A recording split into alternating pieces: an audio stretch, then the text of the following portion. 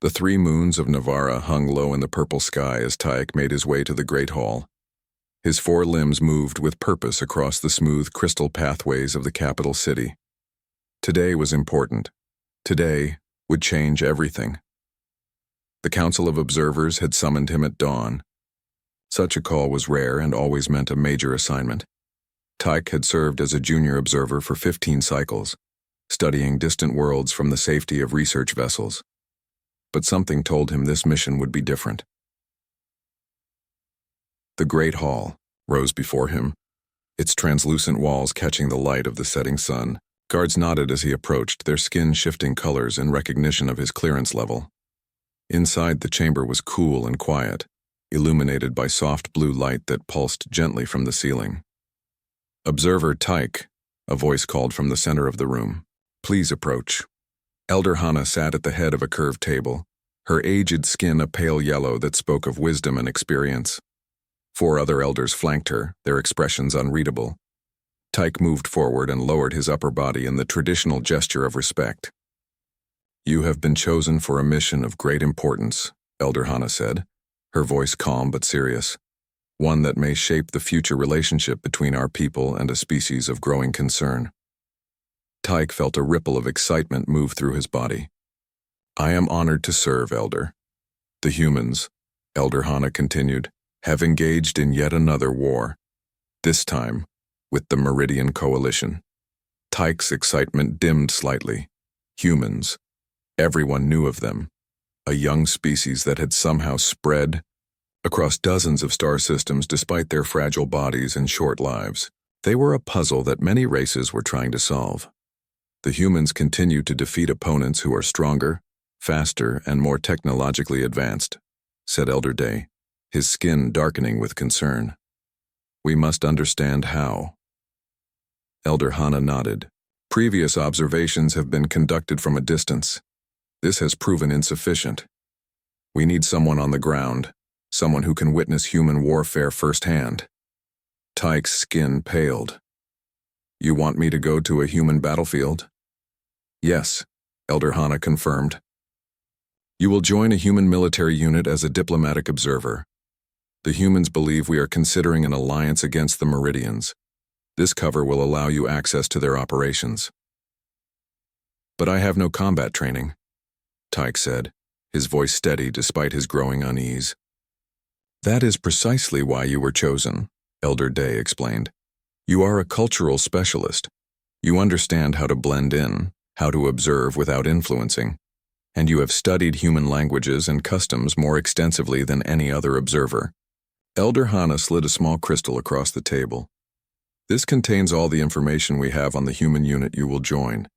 They are called Special Forces. They're elite warriors. Their captain is a female named Jin." Tyke picked up the crystal, feeling its weight in his hand. "What exactly am I looking for?"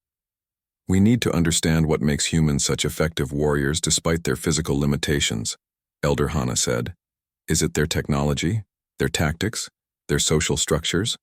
Or is there something more fundamental about them that we have missed?"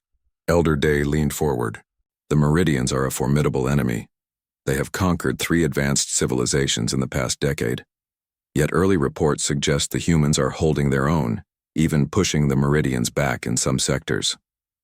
This defies logical explanation," added Elder Mun, speaking for the first time. "A species as young and physically weak as humans should not be able to stand against the Meridians. We need to know how they do it." Tyke absorbed this information, his mind already cataloging questions and approaches. "When do I leave?" "Tomorrow," Elder Hannah replied. "A human diplomatic vessel will rendezvous with our station in orbit. They believe you are part of a cultural exchange program with special permission to observe their military operations." "Remember your training, Tyke," Elder Day said firmly. "You are there to observe only. Do not interfere no matter what you witness. The data you collect must be pure, untainted by your presence."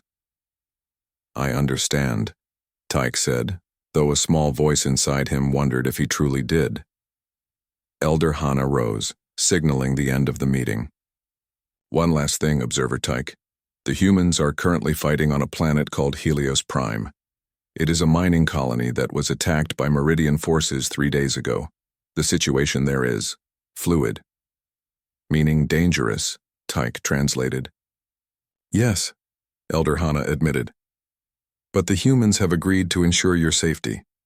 Captain Jin is said to be one of their finest officers. Her unit has a high survival rate. How reassuring, Tyke said, unable to keep a hint of dryness from his voice. Elder Day's skin rippled with what might have been amusement. The humans have a saying, war is hell. Soon you will understand what they mean by this. Tyke left the great hall with the crystal clutched tightly in his hand. The moons had risen higher now, casting long shadows across the city. He made his way to his dwelling, a simple structure on the outskirts of the capital where he lived alone, as most observers did. The work required focus and solitude. Inside, he placed the crystal in his reader and watched as information filled the air around him. Images of humans in combat gear, specifications of their weapons, maps of Helios Prime, and profiles of Captain Jin and her team. He studied them carefully, committing key details to memory. Captain Jin looked young by human standards, perhaps 30 of their years. Her file noted multiple commendations for bravery and tactical excellence. Her team, designated Phantom Unit, specialized in high-risk operations behind enemy lines. They were, in essence, hunters. Tyke felt a chill move through him. These were not the diplomats and scientists he had studied before. These were warriors, trained to kill efficiently, and he was about to join them in battle against one of the most aggressive species in known space. He moved to his window and looked up at the stars. Somewhere out there, humans and Meridians were fighting and dying. Soon he would be among them, watching, recording, trying to understand the nature of human warfare. The thought both frightened and fascinated him. His communication device chimed, displaying a message from the transport office. His departure was scheduled for first light. A list of approved items followed. He would be permitted his standard observation equipment and personal necessities only. Tyke began to pack, his movements methodical despite his racing thoughts. The elders had chosen him for this mission because of his expertise in human culture, but he wondered if there was more to their decision. Observers were supposed to be detached, objective. Yet something about humans had always affected Tyke differently than other species he had studied. Perhaps the elders knew this. Perhaps they counted on his unique perspective to see what others had missed. As night deepened outside his window, Tyke completed his preparations. Tomorrow he would leave the safety of his world and enter the chaos of human conflict. He would see firsthand what made these strange, short-lived beings such effective warriors. War is hell, he murmured to himself, testing the human phrase. Soon he would know exactly what it meant. The human military transport shuddered as it entered the atmosphere of Helios Prime. Tyke gripped his seat with all 4 limbs, his inner fluids churning uncomfortably. The human diplomat who had accompanied him from Navarra was gone now, replaced by stern-faced soldiers who eyed him with barely hidden curiosity. "First time in a combat drop?"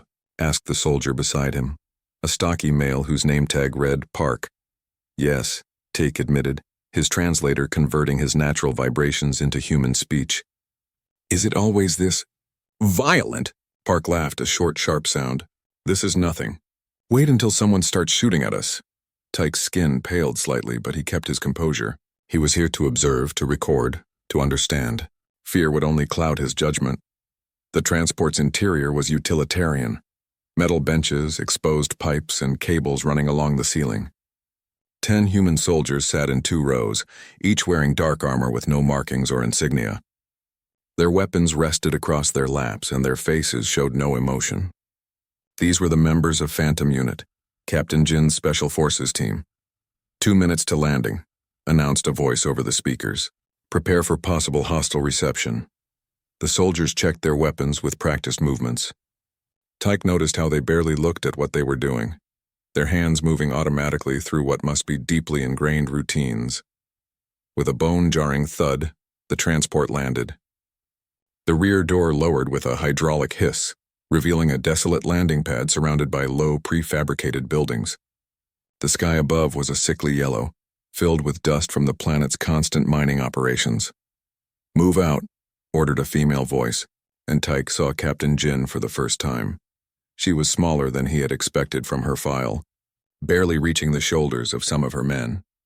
But there was something in her posture, in the way the others instantly responded to her command that spoke of natural authority. Her dark hair was cut short, and her eyes scanned the landing zone with quick, precise movements. The soldiers filed out, forming a protective perimeter around the transport.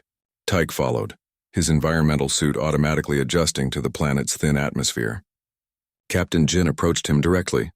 "Observer Tyke," she said, not offering the human greeting gesture of a handshake. "Welcome to Helios Prime, or what's left of it." "Thank you, Captain," Tyke replied, taking in his surroundings. In the distance, he could see smoke rising from several locations. The mining colony had clearly seen heavy fighting. "Let me be clear about something," Jin continued, her voice low and intense. "My mission is to secure this colony and eliminate the Meridian presence. Your safety is a secondary concern. If you follow my orders without question, you might survive this. If not—" She left the sentence unfinished. "I understand, Captain," Tyke said. "I will not interfere with your operations." Jin studied him for a moment, then nodded. "Lieutenant Quan will be your direct contact. Stay with him at all times." A tall, lean soldier stepped forward. Unlike the others, Lieutenant Quan's face showed a hint of curiosity as he looked at Tyke. "Observer," he said with a slight nod. "I've been briefed on your mission. I'll try to keep you alive and make sure you see what you came to see." "I appreciate that, Lieutenant," Tyke replied. Jin turned to address her team. "Intel reports Meridian forces have taken control of the main mining complex in the residential sectors. They've modified the environmental systems to suit their physiology. Lower oxygen, higher methane. Any civilians still alive are likely in the emergency shelters." She pointed to a large dome structure about 2 kilometers away. "Our primary objective is to secure the central control facility and restore normal atmospheric conditions. Secondary objective is to gather intelligence on Meridian capabilities and intentions." The soldiers listened intently, their faces showing no reaction to what Tyke recognized as a dangerous mission. "Questions?" Jin asked. When none came, she nodded. "Gear up. We move in 5 minutes." The team dispersed to collect additional equipment from the transport. Lieutenant Quan handed Tyke a small device. "Emergency beacon," he explained. "If we get separated, activate it and stay put. Someone will come for you." He paused. "Maybe?" "That is not very reassuring, Lieutenant," Tyke observed. Quan's mouth twitched in what might have been a smile. "Welcome to war, Observer. Nothing here is reassuring." Tyke activated his recording equipment, making sure the small devices embedded in his environmental suit were functioning properly. Every word, every image, every sensor reading would be stored for later analysis by the Council. "Have you fought the Meridians before?" Tyke asked as they waited for the team to assemble. "Twice," Quan replied. "Nasty opponents. Hive mind tactics, advanced bioweapons, no concept of surrender." He checked his weapon, a compact rifle that hummed with energy. "They don't take prisoners and they don't leave survivors if they can help it. Yet the humans continue to fight them," Tyke noted. "What choice do we have?" Quan asked, his voice matter of fact. "They attacked our colonies, killed our people. We fight or we die." Before Tyke could respond, Captain Jin gave the order to move out. The team formed a loose formation with scouts moving ahead and others covering the flanks. Tyke stayed in the center with Lieutenant Quan, recording everything he saw. The mining colony was a scene of devastation. Buildings had been shattered by weapons fire, vehicles lay overturned and burning, and the bodies of human miners lay where they had fallen. Tyke had studied conflict before, but the reality of it, the smells, the sounds, the visceral evidence of violence, affected him more deeply than he had anticipated. The Meridians hit without warning, Quan explained as they moved through the ruins. Standard tactics for them. They target communication systems first, then environmental controls. Makes it easier to take over a colony if the defenders can't breathe. "How many people lived here?" Tyke asked, stepping carefully over debris. "About 5,000. Mostly miners and their families." Quan's voice remained neutral, but Tyke noticed his grip on his weapon had tightened. The evacuation alarms never sounded. Most people had no warning. They passed a small dwelling where toys lay scattered in what must have been a play area.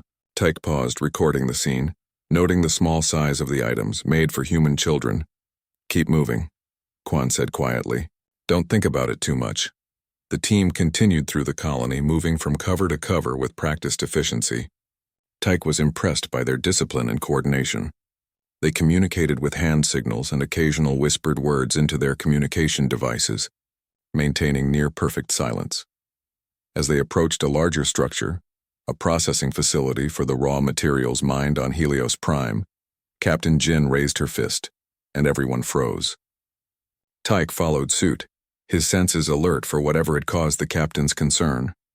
Then he heard it, a low, chittering sound coming from inside the building. The distinctive communication noise of Meridian soldiers. Jin made a series of quick hand gestures. The team immediately spread out, taking positions around the facility's entrances. Quan pulled Tyke behind a concrete barrier. "Stay here," he whispered. "Do not move until I come back for you." "What's happening?" Tyke asked, though he already suspected the answer. "We've found our first Meridians," Quan replied, checking his weapon. "Now we're going to kill them." Before Tyke could respond, Quan moved away, joining two other soldiers at a side entrance. Captain Jin gave another hand signal, and the team began to move into the building from multiple points. Tyke activated his enhanced audio receptors, capturing the sounds of the humans as they entered the facility. For several moments, there was nothing but silence. Then came the distinctive high-pitched whine of energy weapons, followed by the sharper reports of human firearms. The battle was brief but intense. Tyke recorded it all, though he could see only flashes of light from inside the building. The chittering of the Meridians rose to a frenzied pitch, then gradually faded. 5 minutes later, Lieutenant Quan returned. There was blood on his armor, not his own, Tyke noted with relief. "Clear," Quan said simply. "You can come now. Captain wants you to see something." Tyke followed the lieutenant into the facility. Inside, the bodies of Meridian soldiers lay where they had fallen, tall insectoid creatures with multiple limbs and compound eyes. The humans had been efficient. Most of the Meridians showed single, precise wounds to their central nerve clusters. Captain Jin stood in what appeared to be a control room. Her expression was grim as she gestured to a bank of monitors. "This is why we fight them, Observer," she said quietly. "This is what you need to understand." Tyke looked at the screens and felt his inner fluids run cold.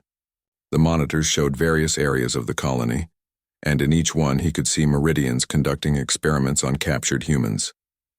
Some were testing different atmospheric compositions, watching as the humans struggled to breathe. Others were dissecting living subjects, methodically studying their reactions to pain and stress. "They don't see us as sentient beings," Jin said, her voice tight with controlled anger. "To them, we're just another resource to be studied and exploited." Tyke recorded everything, though part of him wished he could stop. This was beyond war. This was atrocity. "Now do you understand?" Quan asked quietly. "Why we fight the way we do?" Tyke looked at the lieutenant, then back at the monitors. "I am beginning to," he said softly. "I am beginning to." The team moved deeper into the colony, leaving the processing facility behind. Tyke stayed close to Lieutenant Quan, his recording devices capturing everything.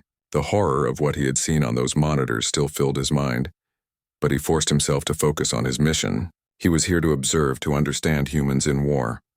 "How much farther to the central control facility?" Tyke asked as they paused behind a damaged transport vehicle.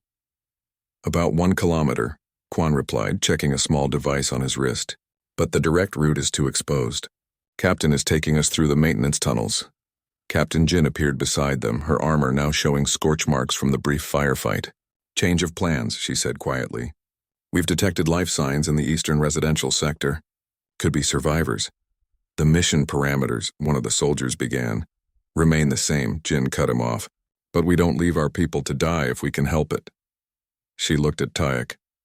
"This is a detour, Observer. You can stay here with 2 of my team if you prefer."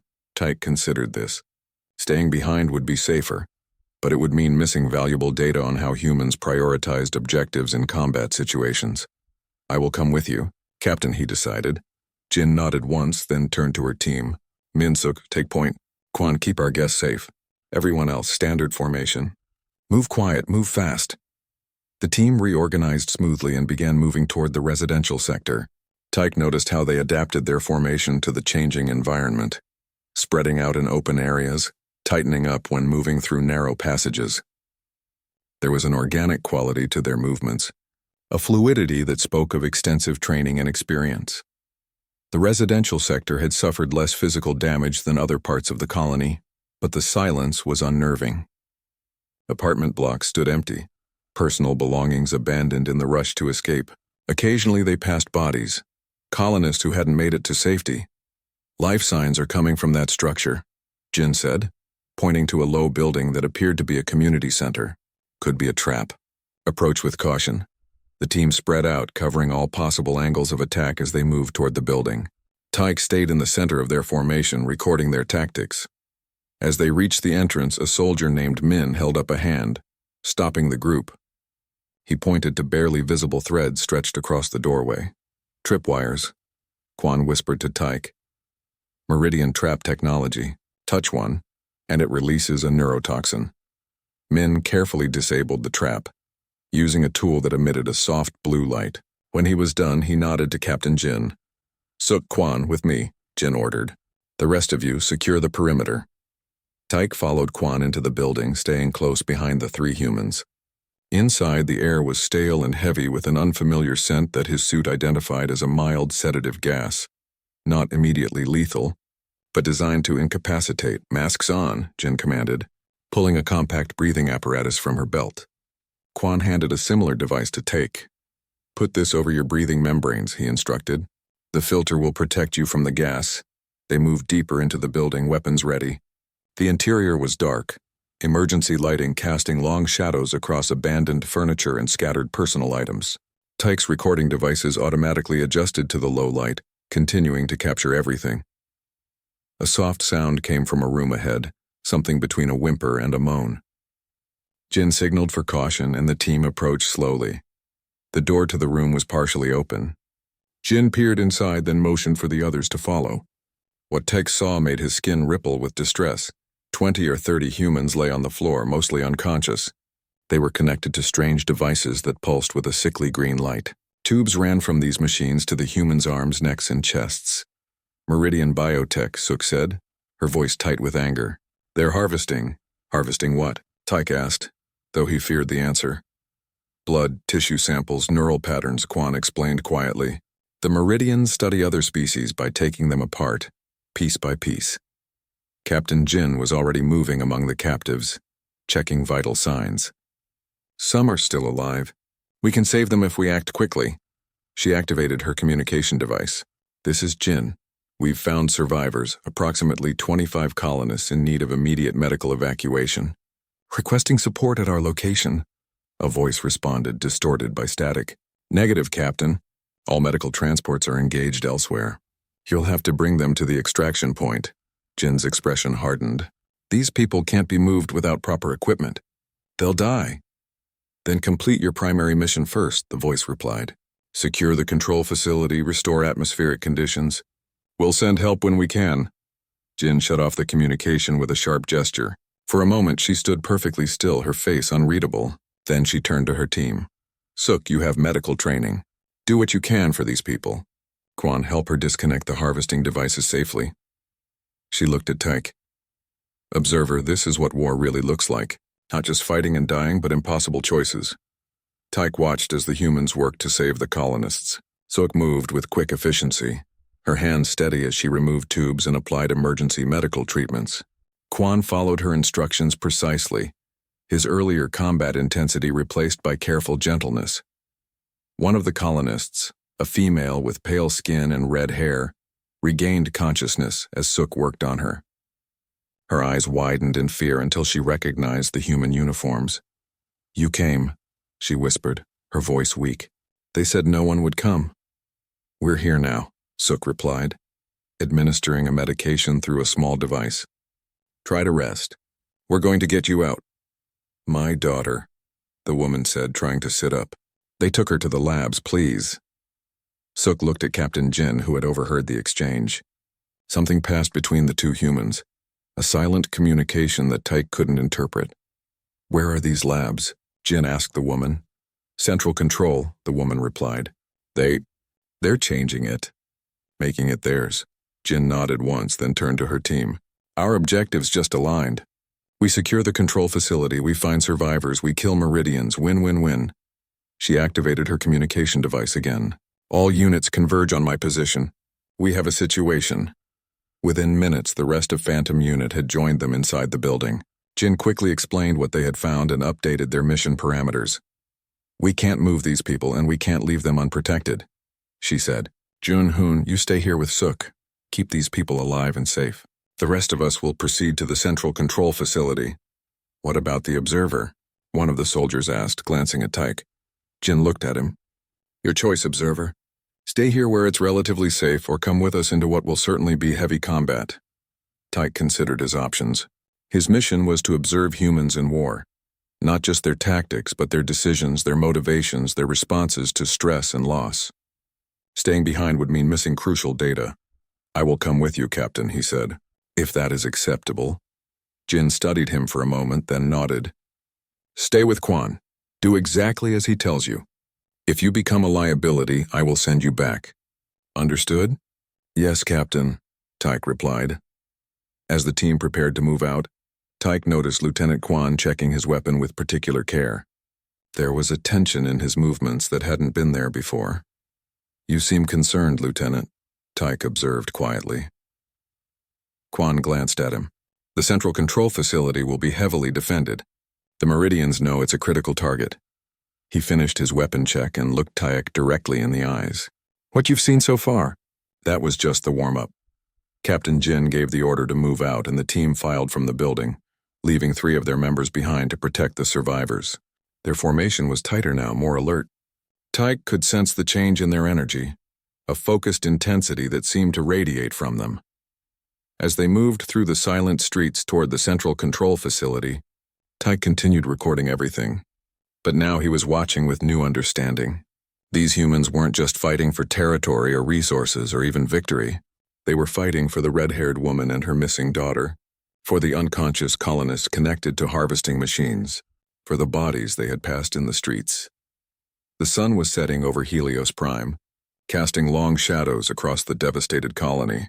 In the distance, the central control facility loomed against the darkening sky, its dome structure now altered by meridian modifications, organic growths that pulsed with eerie light. That's where we're going, Quan said quietly. Into the heart of the hive. Tyke felt a chill move through his body. He had come to observe humans in war. Now he would see them in their most desperate fight yet. Night had fallen completely by the time they reached the outskirts of the central control facility. The dome structure loomed before them, its surface now covered with pulsing meridian biotech that glowed a sickly green in the darkness. Tyke's recording devices captured everything, adjusting automatically to the low light conditions. Captain Jin gathered her team behind the remains of a defensive wall. 8 humans plus Tyke crouched in the shadows as she outlined their approach. Satellite scans show 3 main entrances, all heavily guarded, she said, projecting a small holographic map from her wrist device. The Meridians have converted the lower levels into breeding chambers and the upper levels into research labs. Our primary target is the Environmental Control Center on Level 3. And the human captives? Lieutenant Quan asked. Life signs indicate they're being held in the research labs, Jin replied. We'll split into 2 teams. Team 1 will secure the environmental controls and restore normal atmospheric conditions. Team 2 will locate and extract any survivors. She looked at each member of her unit. This is going to be the hardest fight yet. The Meridians know we're coming and they'll throw everything they have at us. What about our observer? Asked a soldier named Day, glancing at Tyke. Jin considered for a moment. He stays with Quan. Team 2. Tyke felt a mixture of relief and apprehension. Team 2 would be heading into the research labs, where he would likely witness more Meridian atrocities. But he would also see how humans responded to such horrors, which was vital data for his mission. Any questions? Jin asked. When none came, she nodded once. Check your gear. We move in 5 minutes. As the team prepared, Quan approached Tyke. This is your last chance to back out, he said quietly. What we're about to do, it won't be clean or quick, and I can't guarantee your safety. I understand, Lieutenant, Tyke replied. But I must complete my mission. Quan studied him for a moment, then handed him a small device. Emergency beacon. If we get separated, activate it and find cover. Someone will come for you if they can. Tyke accepted the device, noting the grim qualifier in Quan's statement. If they can. Team 1 with me, Jin ordered. Team 2, follow Quan, synchronize your timers. We breach in exactly 3 minutes. The humans checked their weapons one final time, then moved out in 2 groups. Tyke stayed close behind Quan, recording everything as they approached the eastern entrance to the facility. Team 2 consisted of Quan, Day, a female soldier named Yuna, and Take himself. They reached a position with a clear view of the entrance, a doorway now covered by a membrane of Meridian biotech. 2 Meridian guards stood outside, their insectoid forms eerily still in the green glow of the facility. Quan checked his timer. 30 seconds, he whispered. Tyke felt tension building in his body. He had observed conflict before, but always from a safe distance. Now he was about to witness combat up close, with no barriers between him and the violence. Now, Quan said as the timer reached 0. In the distance, an explosion rocked the western side of the facility, Team 1 creating their diversion. The Meridian guards at the eastern entrance immediately turned toward the sound, their antennae quivering. Yuna raised a weapon Tyke hadn't seen before, a compact launcher that made almost no sound as she fired. A small projectile struck one guard, then the other in rapid succession. Both Meridians collapsed without making a sound. Neural disruptors, Quan explained as they moved forward, temporarily overloads their hive connection. They'll be unconscious for about 10 minutes. They reached the entrance where Day examined the membrane covering the doorway. Standard Meridian biolock, he said, keyed to their genetic signature. He pulled a small container from his pack and removed what appeared to be a severed Meridian limb. Tyke felt a wave of revulsion. We collected samples from our earlier encounters, Quan explained, noticing Tyke's reaction. Meridian biotech responds to their genetic material. Day pressed the severed limb against the membrane, which rippled and then parted, creating an opening large enough for them to pass through. The team entered quickly, weapons ready. Inside, the familiar human architecture of the control facility had been transformed. Organic growths covered the walls and ceiling, pulsing with the same green light they had seen outside. The air was thick with a strange, sweet smell that Tyke's suit identified as a Meridian pheromone. Masks on, Quan ordered. Their atmosphere is toxic to humans in high concentrations. The team moved through the facility, following a path that Quan's wrist device indicated would lead to the research labs. They encountered no resistance at first. The diversion created by Team 1 had drawn most of the Meridian defenders away. Life signs ahead, Yuna reported, checking her scanner. Multiple humans, weak signatures. They approached a large door that had been partially absorbed by Meridian biotech. Unlike the entrance membrane, this one didn't yield when Day applied the genetic key. They've upgraded the security, he muttered. We need to find another way in. Quan examined the surrounding walls. Here, he said, pointing to a maintenance access panel that had not yet been fully converted. We can cut through. Day produced a cutting tool and began working on the panel. The process was slow and careful.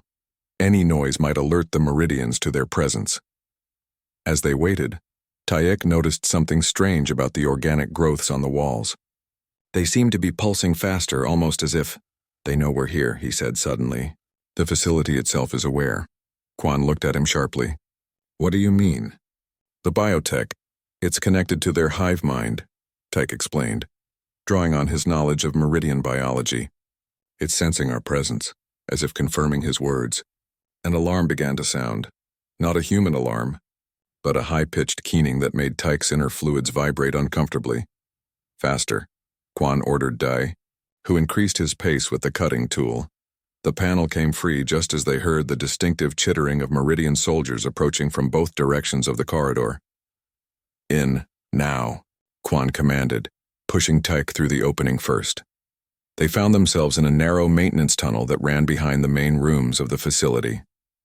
Quan sealed the opening behind them, then led the way forward, following his scanner readings. The lab should be just ahead, he whispered. Stay close. They emerged from the tunnel into a scene from a nightmare. The research lab had been completely transformed into a Meridian biological processing center. Transparent pods lined the walls, each containing a human in various states of dissection. Tubes and probes connected their bodies to pulsing organic machines that collected and analyzed their tissues, fluids, and neural patterns. Tyke recorded everything, though part of him wished he could stop. This was beyond war, beyond atrocity. This was systematic harvesting of sentient beings. Una made a small choked sound, the first display of emotion Tyke had seen from any of the Phantom Unit soldiers. Quan placed a hand briefly on her shoulder, then moved forward to examine the pods. "Some of them are still alive," he said, his voice tight with controlled rage. "We need to get them out." "How?" Day asked, looking at the complex network of tubes and connections. Before Quan could answer, a door at the far end of the lab opened. 3 Meridian scientists entered, their elongated forms moving with the precise, jerky motions characteristic of their species. They froze when they saw the humans, their compound eyes reflecting the green light of the lab. What happened next occurred so quickly that Tyke's recording devices barely captured it. Quan, Day, and Una moved in perfect coordination, each targeting a different meridian. Their weapons made almost no sound, but the effects were devastating. The meridians collapsed, their bodies twitching as neural disruptors overloaded their connection to the hive mind. "Secure the door," Quan ordered Day, who moved to comply. "Una, check for survivors. I'll try to figure out how to disconnect these pods." Tyke approached one of the pods, recording the human inside, a young male whose chest had been opened to expose his internal organs. Despite this horrific injury, the pod systems were keeping him alive, prolonging his suffering for the sake of Meridian research. "Can they be saved?" Tyke asked quietly. Quan examined the control panel of the nearest pod. "Some of them, maybe.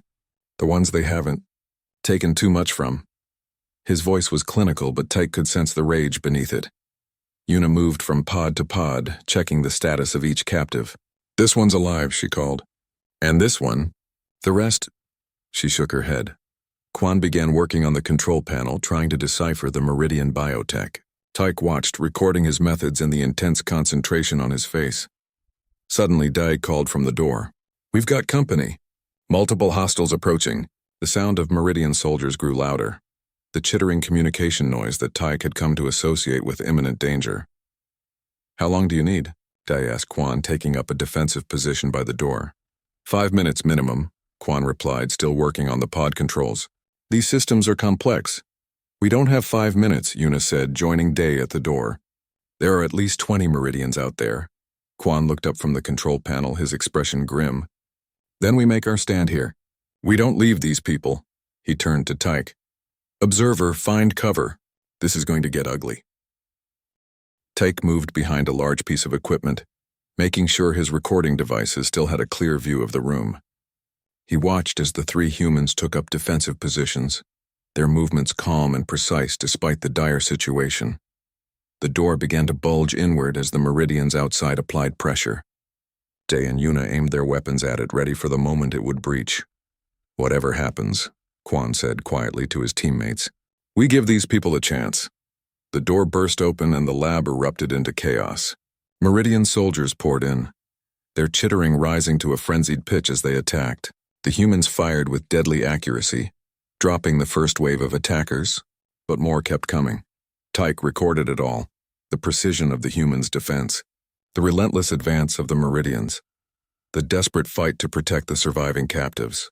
He had come to observe humans in war, and now he was witnessing their most fundamental quality, the willingness to stand against impossible odds to protect their own. As the battle raged, Tyke realized that his mission had already succeeded. He understood now what made humans such formidable warriors. It wasn't their technology or their tactics or their physical abilities. It was their unbreakable will to fight for each other, even in the face of certain defeat. The battle in the lab seemed to last forever, though Tyke's internal chronometer told him it had been only 7 minutes. 7 minutes of violence more intense than anything he had ever witnessed. Quan, Day, and Una fought with a coordination that seemed almost telepathic. They covered each other's positions, shared ammunition without speaking, and adapted their tactics as the Meridians changed their approach. But even their skill had limits. The Meridians kept coming, wave after wave of chittering soldiers pouring through the doorway. Una took a hit from a Meridian energy weapon, the blast scorching her left arm. She barely reacted, switching her weapon to her right hand and continuing to fire with deadly accuracy. "Quan!" Day shouted over the noise of battle. "We can't hold much longer." Lieutenant Quan had not stopped working on the pod controls even as he helped defend their position. "Almost there," he called back. "Just need to override the final safety protocols." Tyke remained in his position behind the equipment, recording everything. His mission was to observe, not to interfere. But as he watched the humans fighting desperately to save their captured comrades, something shifted inside him. The clinical detachment that was the hallmark of a good observer began to crack. A particularly large meridian broke through the defensive line, heading straight for Quan. Day was occupied with 3 attackers of his own, and Yuna was reloading her weapon. The meridian raised its clawed limb to strike Quan from behind. Without conscious thought, Tyke moved. He grabbed a metal tool from a nearby table and struck the meridian's rear sensory cluster, a vulnerable point he had noted in his earlier observations.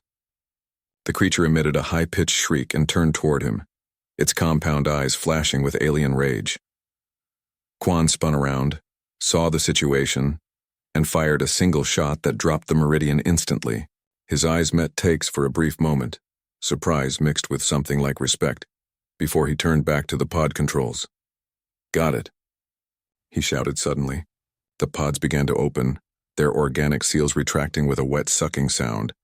"Day, Yuna, prepare for evacuation," Quan ordered. "Observer, help me with the survivors." Tyke moved to the nearest pod, where a human female lay connected to the Meridian biotech by dozens of tubes and wires. Her eyes opened as the pod retracted, wide with fear and pain. "It's okay," Tyke said, using his translator to speak in a soothing tone. "We're here to help you." Following Quan's example, he carefully removed the tubes from the woman's body, trying to cause as little additional pain as possible. The human medical technology that Quan applied immediately sealed the wounds, preventing blood loss. "Can you move?" Quan asked the woman. She nodded weakly. Quan helped her sit up, then moved to the next pod. Tyke continued working on the other survivors, his 4 limbs allowing him to work more quickly than the humans could. "We've got 5 survivors mobile," Day reported, helping a male human to his feet. "The others are too far gone." Quan's face hardened, but he nodded. "We take who we can.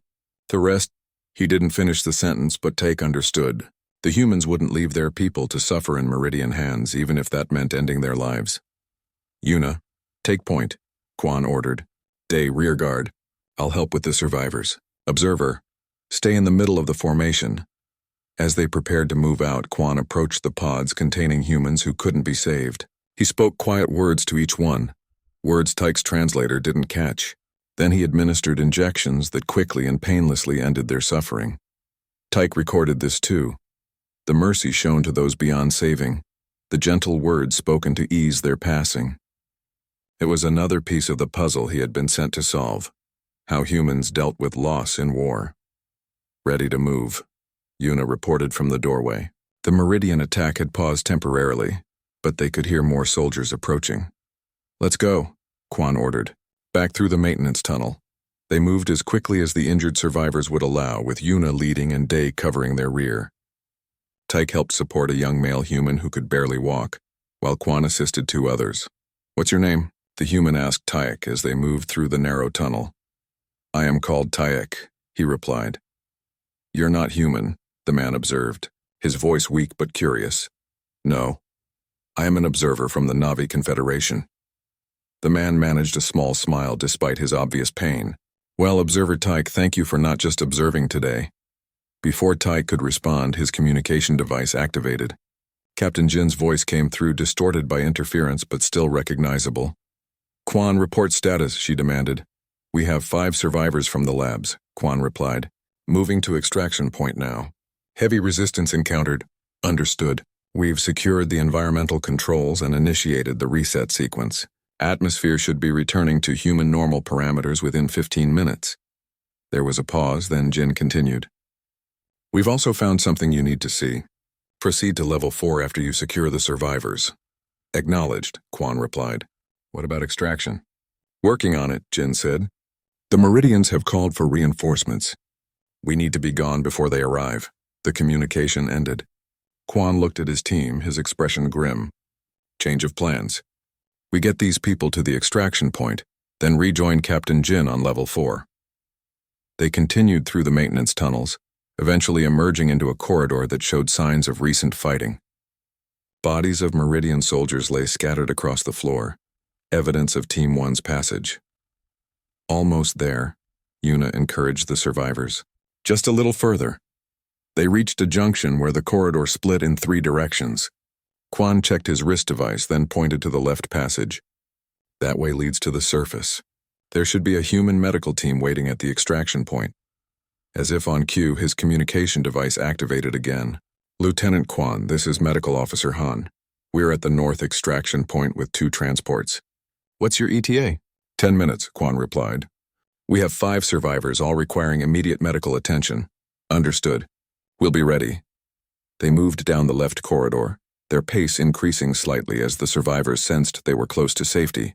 Tyke continued recording, noting how the humans supported each other, how even in their weakened state they tried to help those who were struggling more. They were halfway to the extraction point when Quan's device activated again. This time it was Captain Jin, her voice urgent. Quan, be advised, we've discovered the Meridian command node on level 4. It's controlling all their operations on Helios Prime. If we can destroy it, we can cripple their entire invasion force. Understood, Captain, Quan replied. We're almost at the extraction point. We'll join you as soon as the survivors are secure. Hurry, Jin said. We don't have much time. They reached the extraction point without further incident. 2 human medical transports waited there, their engines running. Medical personnel rushed forward to take charge of the survivors, moving them quickly into the vehicles. Thank you, the young man Tyke had helped said, as a medic guided him toward a transport. I won't forget what you did. Tyke watched as the survivors were loaded into the transports. His recording devices captured the gentle efficiency of the medical team, the relief on the faces of the rescued humans, the quiet competence of Quan's team as they ensured everyone was safely aboard. Transports away, Quan said as the vehicles lifted off. Now we rejoin the captain. They moved quickly back into the facility, heading for the central lift that would take them to level 4. Tyke stayed close to Quan, his mind processing everything he had seen so far. You interfered back there, Quan said quietly as they waited for the lift. In the lab. You attacked that Meridian. Yes, Tyke admitted. I acted without thinking. You saved my life, Quan pointed out. That goes beyond observation. Perhaps I am not a very good observer, Tyke replied. Quan's mouth twitched in what might have been a smile. Or perhaps you're a better one than you realize. The lift arrived and they stepped inside. As it began to ascend, Day checked his weapon and Yuna applied a fresh medical patch to her injured arm. What we're about to see, Quan said to Tyke, is the heart of the Meridian operation on this planet. Their command node is a biological supercomputer that coordinates all their forces. It's also where their highest-ranking officers will be. It will be heavily defended, Tyke noted. Yes, Quan agreed. This will be the hardest fight yet. The lift stopped at level 4 and the doors opened to reveal a scene of intense combat. Captain Jin and her team were pinned down behind makeshift barricades, exchanging fire with at least 30 Meridian soldiers who were protecting a large, pulsing organic structure at the center of the room. That's the command node, Quan explained as they took cover. If we can destroy it, the Meridian forces will lose their coordination. They'll be vulnerable. Captain Jin spotted them and made a series of hand signals. Quan nodded in understanding. She wants us to flank the left side while they create a diversion, he told his team. Observers, stay here. This is going to be— I'm coming with you, Tech interrupted. My mission is to observe humans in war. I cannot do that from here. Quan studied him for a moment, then nodded. Stay close. Do exactly as I say.